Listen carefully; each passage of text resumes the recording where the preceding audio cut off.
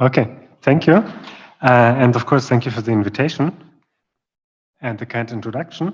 So I will talk about ghost admixture in great apes, but also I want to just give a more general introduction to the topic of admixture in humans as well. So as Christian already mentioned, I'm a group leader at the University of Vienna at the Gerassiplatz, the new university biology building, where I established my group 1.5 years ago. And so if you search me, I'm approximately here in that building. And if you want to talk about admixture, yeah, that's where you find me. So generally the context of my work is the question, what makes us humans, right? So basically using comparative genomics to study, well, of course, what makes us humans, but also what makes each of our closest living relatives special. And also, of course, what happened within these last around 10 million years since we split from our closest living relatives, to understand like really what is the humanness. And we can use genetics, of course, to explore the history and prehistory and to basically understand everything that happened in between. And one important aspect, as it turned out in the last couple of years, and which I'm particularly interested in and working on, is admixture. And of course, as you all know, it's not that there's a straight line coming from this node, from this branching of a common ancestor with chimpanzees and bonobos, leading to us humans, but there has been a lot of populations that are not around anymore since then. So this is one representation of the history of the genus Homo during the last 1 to 2 million years. And basically what you see is that only one of these lineages was leading to modern humans as we know them. And there have been a couple of other lineages. Most of them have disappeared from this planet, but they have been co-inhabiting the world at the same time as our ancestors. And you already see that there are some arrows between them, which are basically which represents admixture and the genetic exchange. And our closest extinct relatives are Neandertals, from which we diverged around 600,000 years ago.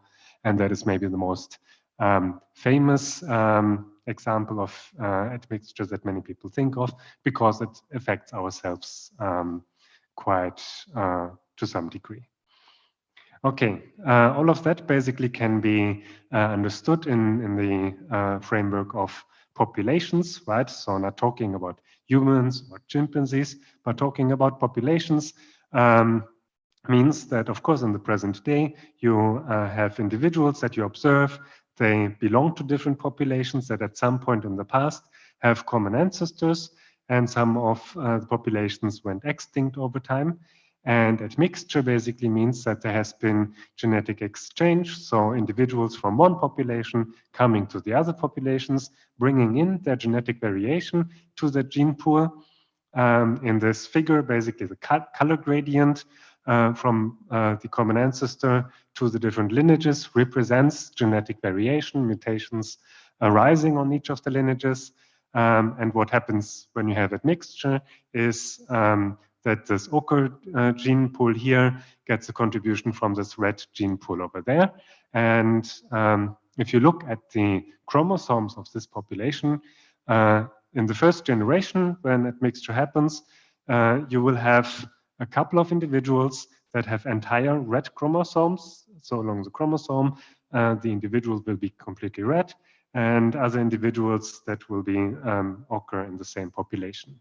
So this is what happens in the first generation. That is basically hybridization. You will have individuals that have chromosomes coming from one or the other lineage.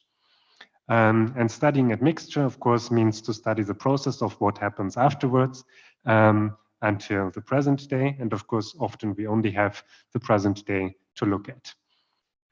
And what happens afterwards is, of course, that recombination will break down these chromosomes into very small pieces. And each individual, many generations afterwards, will have a unique set of chromosome pieces coming from the red or the ochre population. And on the population scale, you should be able to reconstruct a large part, but of course not from the same individual anymore.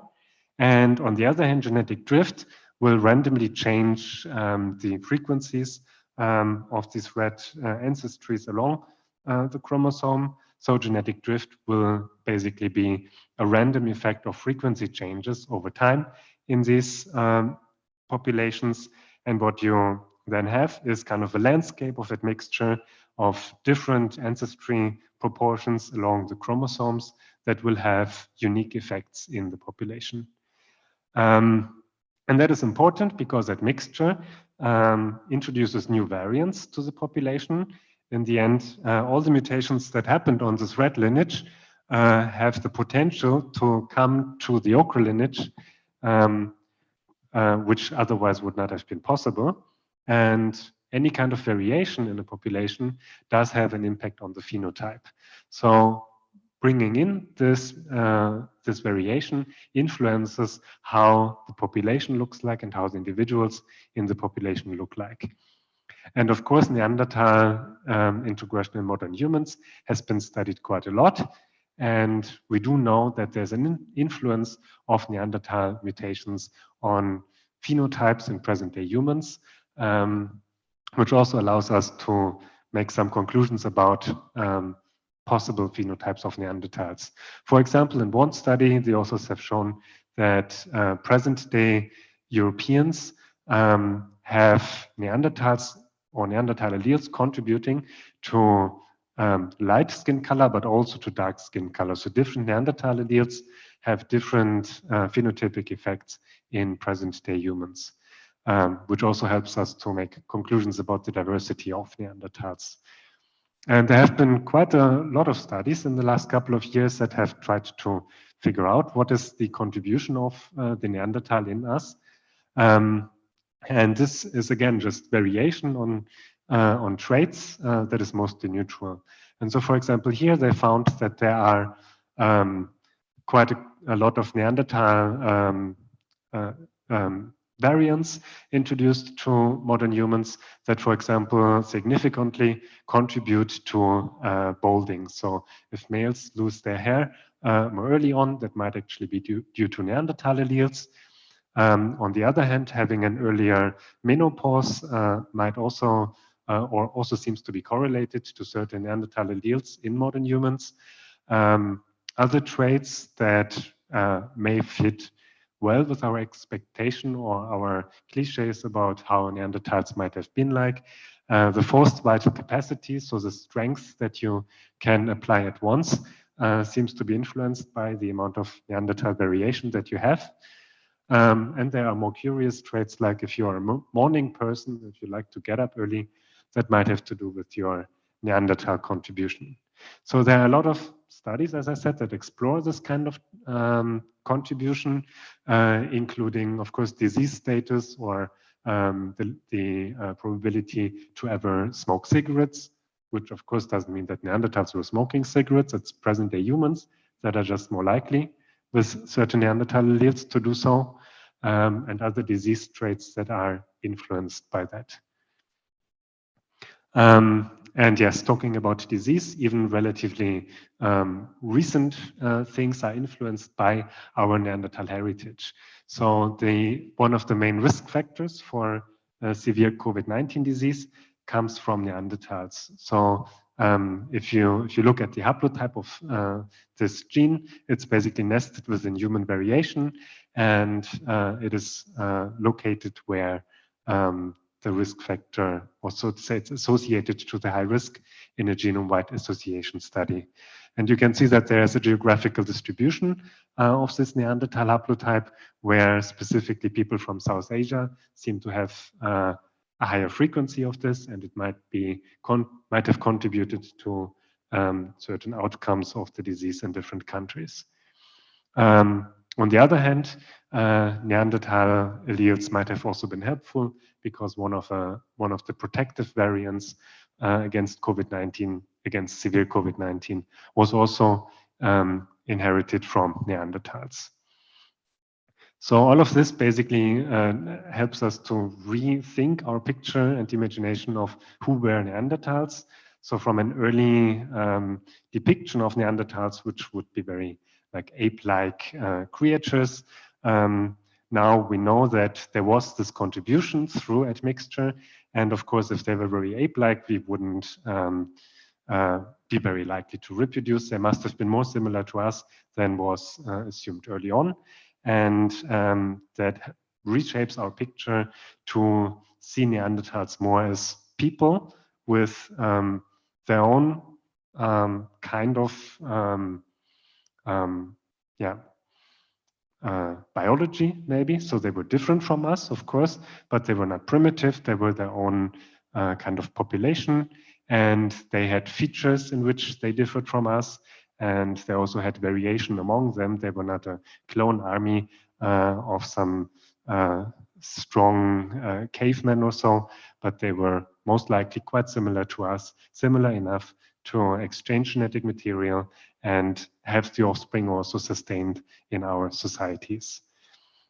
So as I said, variation coming from admixture or just from mutational processes influence many things. Most of the variation is neutral, and it may influence phenotypes in a more neutral way.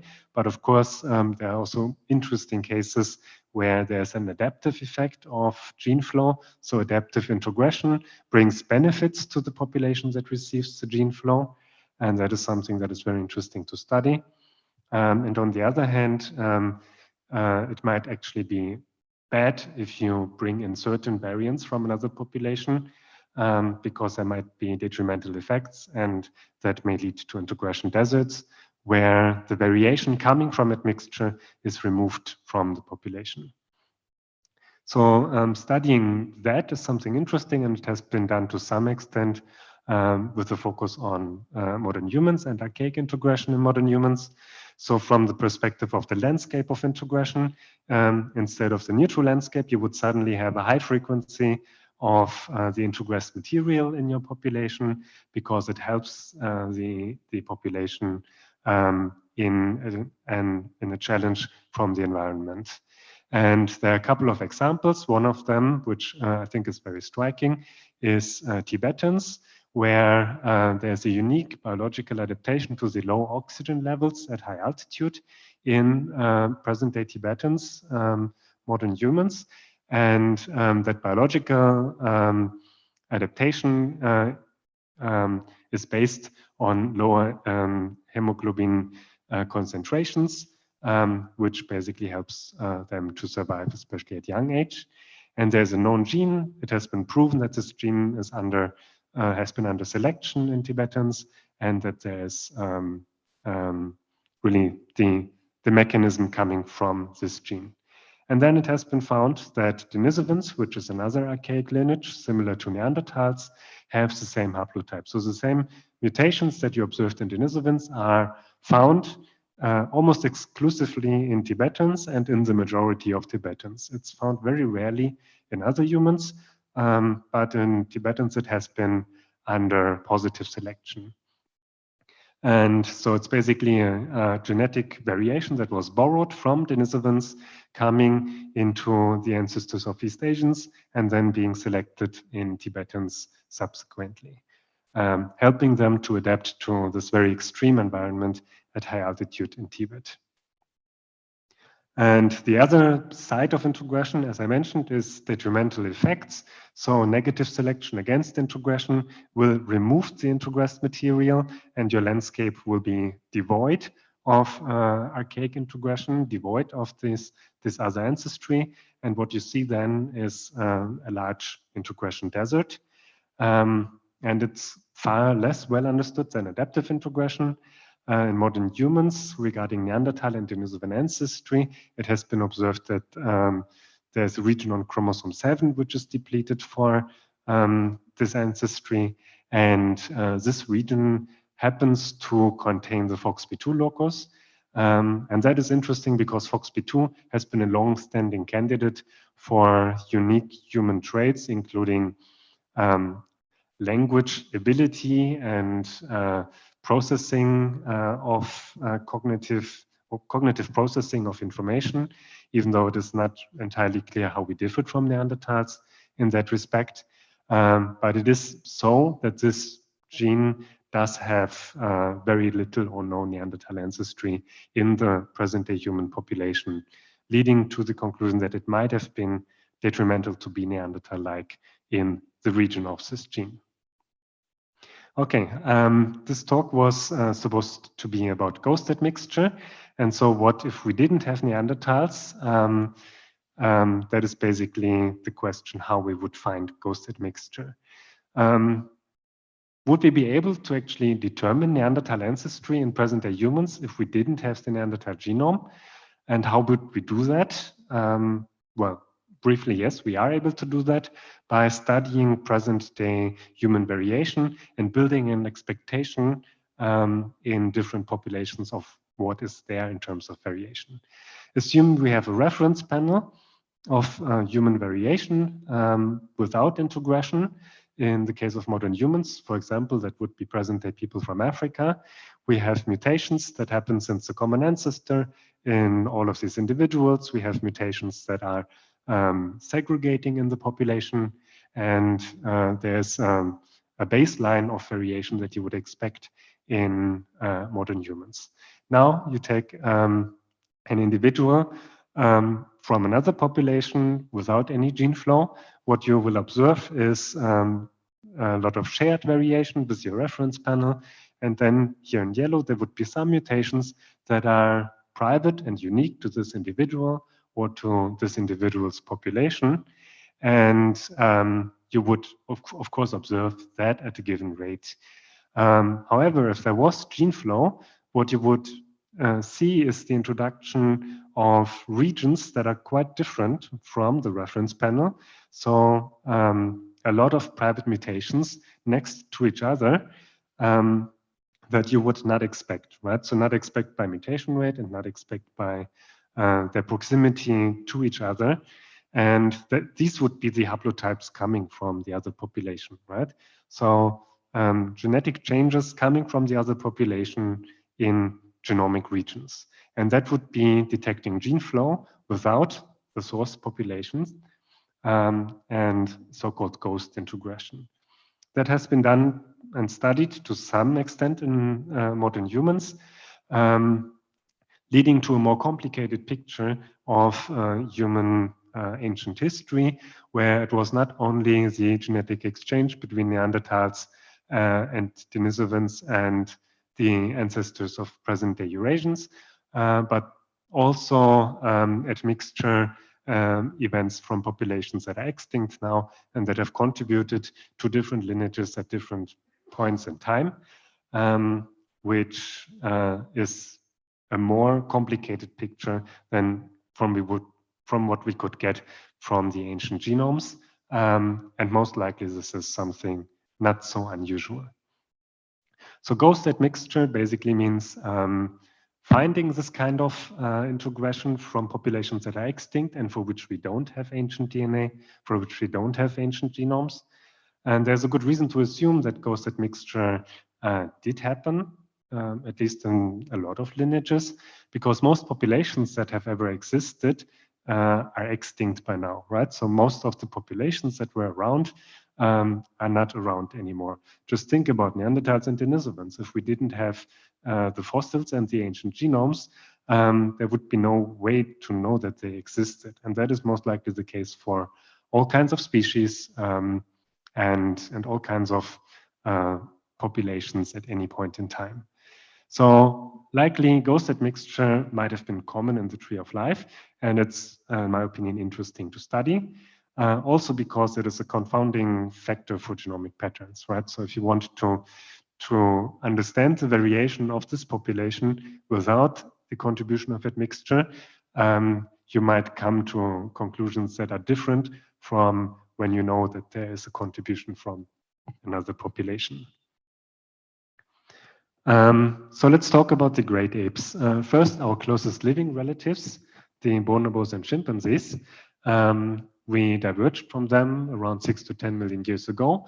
And most likely since then, they have lived in Central Africa with chimpanzees also moving towards Western Africa. Bonobos living south of the Congo River and the Congo Basin, and adjacent to it, several chimpanzee subspecies. And for a long time, it has been assumed that the Congo River was a geographical barrier that was quite difficult for chimpanzees and bonobos to cross and to meet so that they could have admixture. And it was assumed that there was no admixture between them. By studying a large or a relatively large number of high coverage genomes of this species, it became actually possible to find this kind of admixture, even though it is a bit different from what we see in humans and Neanderthals, because the human Neanderthal admixture is around 70,000 years old. So when modern humans left Africa and the main out of Africa event happened, they met Neanderthals, but the admixture event between bonobos and chimpanzees from bonobos into chimpanzees seems to be substantially older than that. And that makes it a bit more difficult because it's hard to detect much shorter fragments after many more generations and many more recombination events that would chop them down. So it's not only very small fragments, it's also a very small amount compared to the 3 to 5% Neanderthal and Denisovan ancestry that we have in modern humans. It's quite less than 1% most likely that chimpanzees received from bonobos. So it is much harder to detect than the Neanderthal introgression in modern humans. But a demographic modeling approach was also performed to support these observations. So we do find the genomic fragments in the genomes, and we also find modeling support for this event. Basically coming up with a demographic model that contains several arrows also between the extant chimpanzee subspecies. However, there was a couple of things that were still not satisfying, and that's why we were searching for ghost introgression, so for adding other lineages and trying to see if there are other lineages contributing to these present-day populations that are not alive anymore. And surprisingly, we found ghost admixture in bonobos, even though we have very limited data. There's only 10 individuals for which high coverage genomes are available, but it was possible to do demographic modeling, including ghost admixture. And to be sure, we did several or 2 different demographic modeling approaches to find out how much sense does a ghost admixture event make, and how large would that contribution be. And what we find here is something that looks probably even more ancient as an event. So the admixture event seems to be up to 500,000 years old. So we have only very tiny pieces of ghost DNA in bonobos. And the divergence of this lineage seems to be quite deep. So around 3 million years ago, meaning that there has been quite a large evolutionary time passing since the divergence from that and from the common ancestor of the ghost lineage until the actual admixture event happened. In comparison, modern humans and Neanderthals diverged around 600,000 years ago, and that would be more than 2 million years after the divergence until the gene flow actually happened. So it seems to be like a very old and very deeply divergent event in this case. So again, it's very different from what we see between chimpanzees and bonobos and what we see between humans and Neanderthals. And just to demonstrate a bit how it looks like if you have introgressed fragments in the genome. So this would be a tree drawn from variation in random windows where you see the chimpanzee subspecies nicely separating, bonobos being outside and outside to quite a degree. And if you now take the same amount of windows, but those that do contain archaic admixture, you suddenly see that this branch is 5 times as long or something like that. So there are a lot of more mutations that happened only in bonobos, but these branches are also not longer. So the chimpanzees didn't acquire more mutations. It is something that really accumulated the amount of mutations only in the bonobo lineage. And a good explanation would, of course, be admixture from a ghost lineage that introduced a lot of mutations that were unexpected to occur here, while in principle it's normal genomic regions that have normal mutation rates.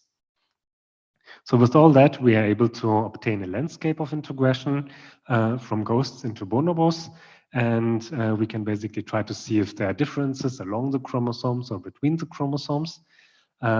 So basically with blue, more ghost-rich, and yellow, more ghost-poor regions. And one interesting thing we can see here is the X chromosome at the bottom, which has a much smaller amount of ghost introgression in bonobos. So the autosomes have around 8 times more ghost admixture than the X chromosome, which also is surprisingly similar to humans. So in humans, the X chromosome has been characterized as very much devoid of archaic introgression. And one possible explanation for that would be that males are kind of deficient for the X chromosome. We only have one copy, and everything that is detrimental, that is not good for being like part of our species or of the population that we are in, would be expressed immediately. While in females, you have a second copy that could rescue it.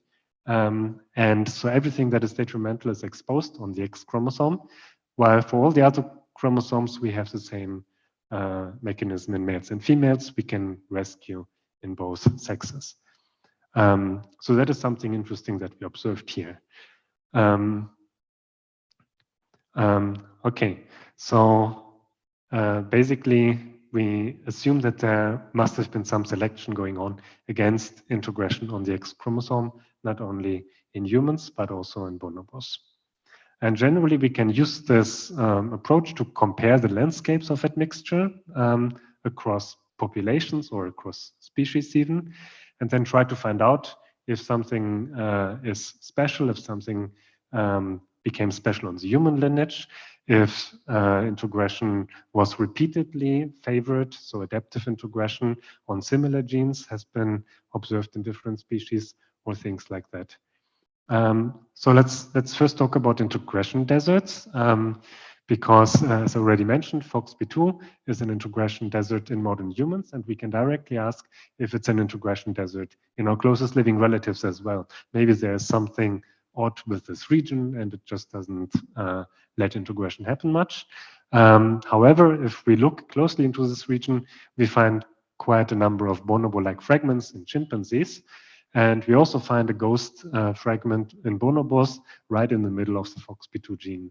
So FOXP2 seems not to have any problems in chimpanzees and bonobos to be exchanged between quite deeply divergent lineages. So like talking like a ghost or talking like a bonobo or a chimpanzee really didn't matter if we would take FOXP2 as a language gene. So there seems to be something human specific, some subtle effect in this gene that might be human specific to reduce the amount of introgression from Neandertals, but in other species, it's just fine. And on the other side, adaptive introgression has been studied a bit in chimpanzees and bonobos as well. However, of course, we have small sample sizes. We don't have direct association to biology. So what we see is an enrichment for reproduction and immune system related genes and differences between the different chimpanzee subspecies. However, the functional aspects of that are not yet understood. And it's similar for the ghost admixture into bonobos. We also see immune genes that have protein coding changes that might have been introduced from the ghost lineage. And that seems to be also some recurrent pattern, because also in modern humans, we see immunity-related genes to be enriched, for example, virus-interacting proteins to be enriched for Neanderthal ancestry. And that possibly has to do with the nature of the immune system, where variation and an increase in variation is a good thing because it gives you protection against different pathogens. And introgression might have been a good way to facilitate variation as well. Another admixed fragment that is at high frequency in bonobos is the alcohol dehydrogenase, which might have to do with the fruit-rich diet of bonobos, which of course it might help if you are tolerant to certain levels of alcohol if the fruits are fermented. But that is pure speculation, just from observing something in the genome. Good, then we are moving one step further out from our closest living relatives to our second closest living relatives, the gorillas. There are two species of gorillas that live in Eastern and Western, or that live in Central Africa, Eastern and Western gorillas, with Western gorillas living in the lowland jungles of Central West Africa, and Eastern gorillas separated into two population groups living in the lowlands of the DRC and living in the mountains of Rwanda, Uganda, and the DRC. And they, of course, have certain unique biological traits, but these Eastern gorillas also seem to be relatively closely related to each other. So there's kind of an unclear deep history. So these two populations are kind of well studied as distinct species. But sorry, no, it's, yeah. But it might be possible that some ancient events have happened in these populations. Here you see a PSMC curve representing the diversity over time, going backwards in time on the x-axis. And you can see that there's at some point a merging of the two lineages of Eastern and Western gorillas. However, in deep time, you see that they separate again, which is quite unusual, because usually when they meet and form the same line, that means that the populations actually would merge into the ancestral population.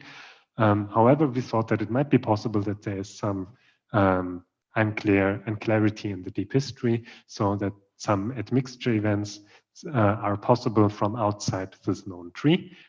And that's what we then went on to explore with demographic modeling, where we devised an ABC approach with neural networks. And here we found across different scenarios, these are just the main scenarios that we would point out, but in the end, an admixture pulse into the eastern subspecies is the best supported model that explains the genetic data that we have for this species best at the moment. And we could use that general model to also infer demographic parameters. So this would be a model of the 4 gorilla subspecies and a ghost lineage that contributed to eastern gorillas. And we find that the divergence between the species is relatively deep. It's around 1 million years ago that the western and eastern species diverged from each other, which is a bit more than was previously assumed. And we find a very shallow divergence between the eastern subspecies. So mountain and eastern lowland gorillas are described as different subspecies, also with different ecology, but they diverged only around 15,000 years ago, which is very recent.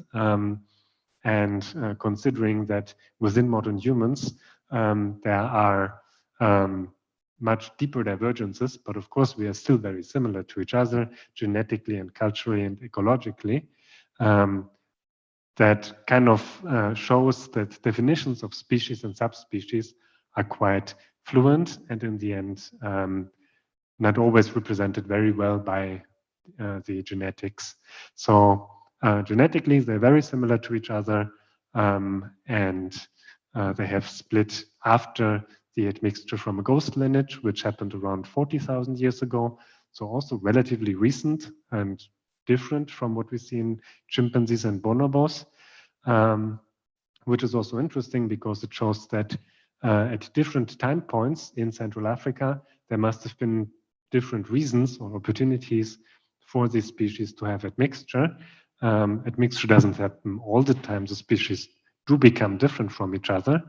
But at different time points, these windows of opportunity must have opened for populations that were separated to meet again, mate, and have offspring in a common descendant population. So we can search for the introgressed fragments in the genomes and reconstruct that landscape as well for gorillas. And what we see is that there are some differences between the two subspecies.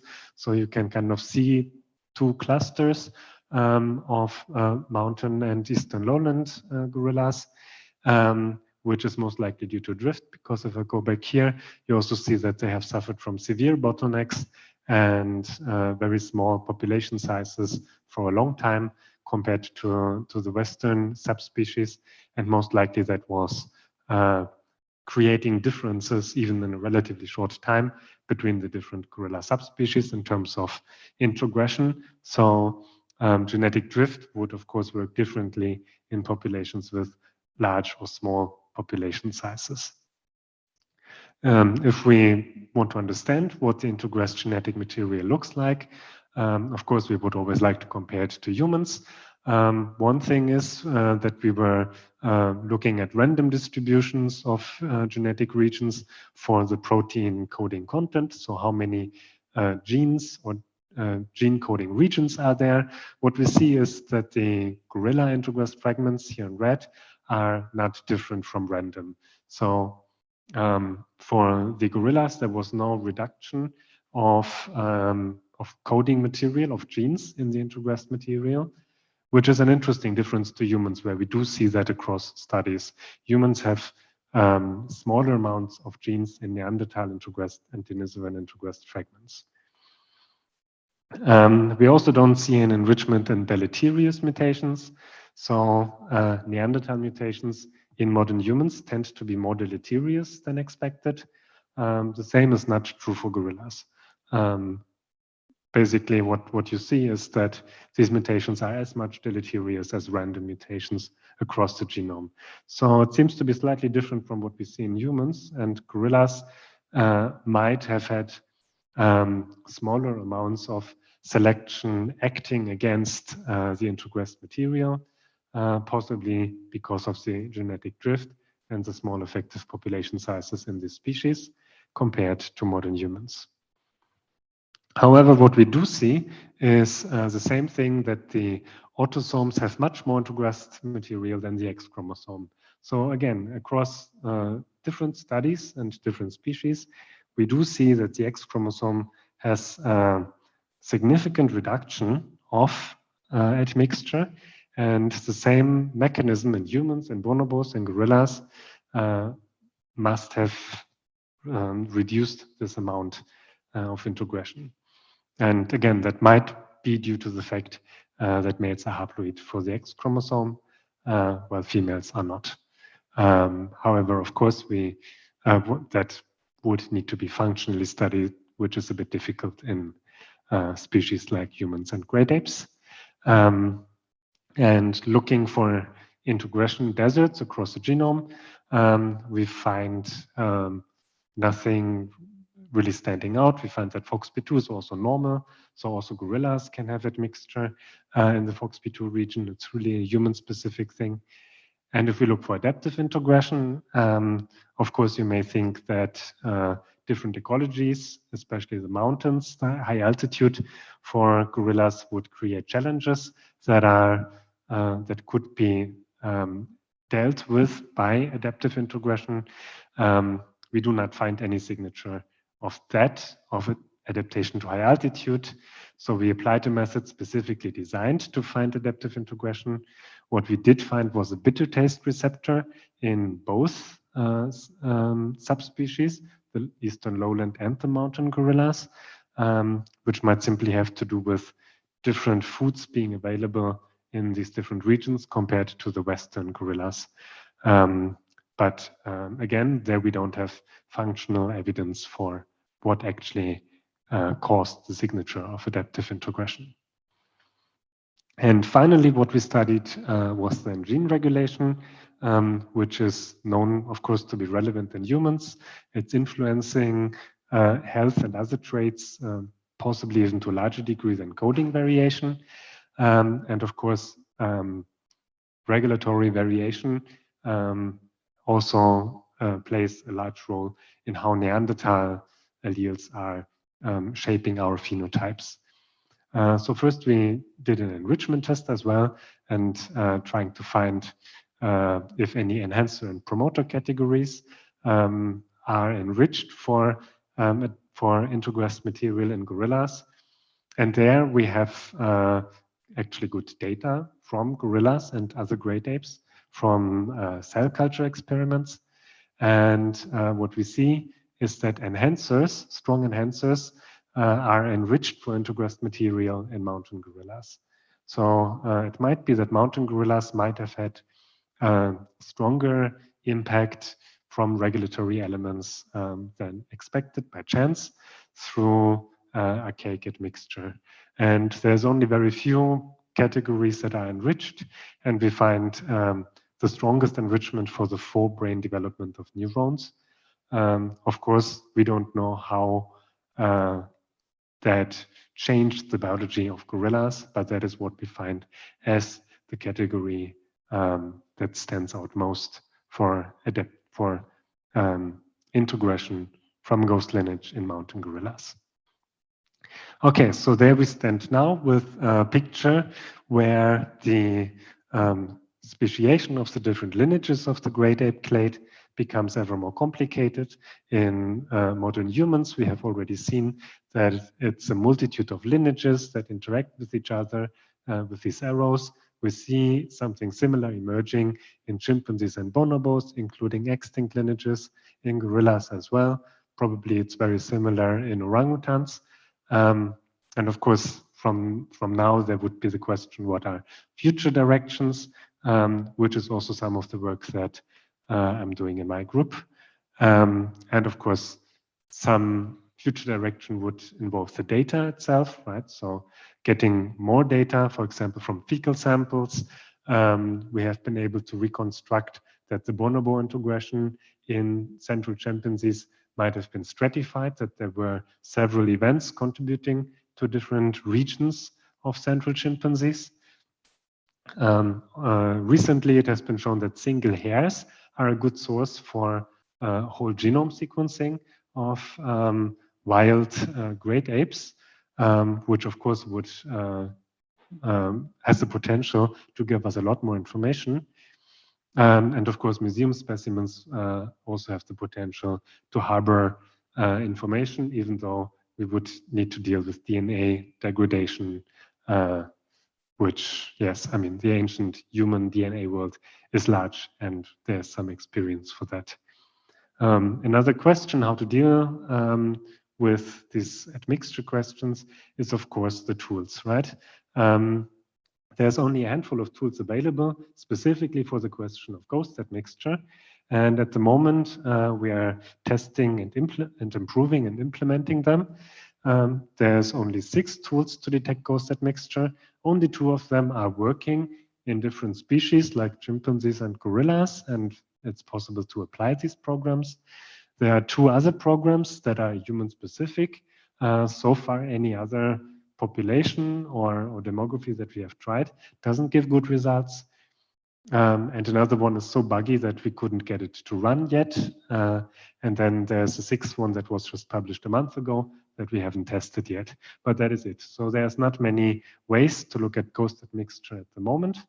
And there's clearly a bias to the human Neanderthal scenario because several of these methods have been developed explicitly to find Neanderthal introgression, of course, with the goal to then confirm the genetic signature to the Neanderthal genome. But of course, you can think of not only Africans, Eurasians, and Neanderthals, but also other great ape, primate, mammalian species, where you want to detect similar patterns, and you want to have like a general approach to benchmark these tools and find out what they can do, what they cannot do in which demographic context they work, or if they can detect introgressed fragments, or just tell you most likely there was a ghost admixture event. And of course, I mean, one idea that we have is to find out what are the weaknesses to then get to develop new tools. And of course, finally, we do know that primates are hybridizing a lot. So for present-day species, around 10% of them are known to have ever produced hybrids. And so they can be seen as natural experiments for what admixture is actually doing. And one example would be baboons, where there's known hybrid zones, and we know that they have been mixing at different points in times. And in terms of primates, there are more than 300 species to study. So there's lots of potential just by analyzing also genomes that are sequenced and that have been sequenced. And generally beyond humans and primates, most likely the tree of life has many ghosts, and this kind of pattern where you have persisting populations and extinct populations contributing to them is a very general thing that might have happened more than once and much more than once, actually. Okay, and with that summary, I want to thank you for your attention. And of course, I'm open to question and thank all my collaborators. Thanks.